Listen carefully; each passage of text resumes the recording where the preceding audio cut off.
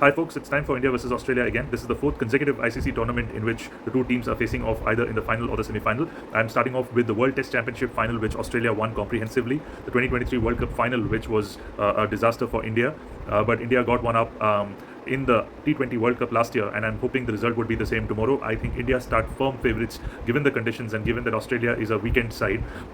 India's probable 11 here, I think they would go with Varun Chakravarti instead of Harshit Rana, especially with Varun's performance against New Zealand and the pitches being on the slower side. It is a very balanced team. The only thing that they need to watch out for is when they're chasing, they need to ensure that they do not lose wickets up front, otherwise it becomes difficult in the Dubai wickets. If they bat first, they need to score somewhere around 250-260 to have a good fighting chance. As far as Australia is concerned, this is, like I said, almost a C team with their main pace attack completely missing, but you can never rule Australia out, especially with the extremely dangerous Travis Head opening the batting along with Josh Inglis. Their batting still looks pretty strong with Glenn Maxwell coming in at number 7.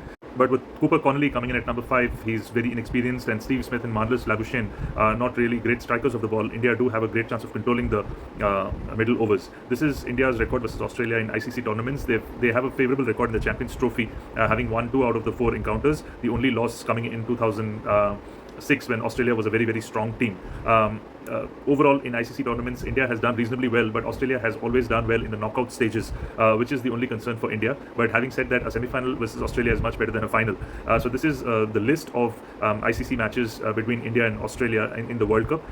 I also have the scorecards of the Champions Trophy matches. Please do tune into my episode, the longer episode, in which I will take you through the details of each of these matches, along with the history and what exactly happened. I have fortunately been able to witness most of these matches. It's a very long rivalry and a very fancied rivalry. See, here are some of the Champions Trophy matches, starting off with Dhaka in 1998, where Sachin ruled the roost. That was the time when Sachin used to dominate Australia in almost every tournament.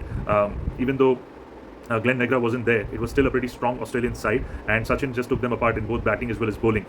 In 2000, it was the turn of the young Yuvraj Singh and young Zahir Khan to shine under Sourav Ganguly's captaincy. Sachin again started off brilliantly. This was a match that was held in Nairobi, and it was a memorable win for India, a tournament where India reached the final where they lost to New Zealand. Again in 2006, like I said, India had a weakish bowling attack, and Australia bowled really well up front, restricting India to 249. If you see, even Sehwag's strike rate was very low on a slowish track, but when Australia batted, they chased it down pretty comfortably. For more stories on Indian cricket, please do subscribe to this book, Indian Cricket Why Good Will Never Be Great. It has the good, bad and ugly of Indian cricket. It is available on Amazon.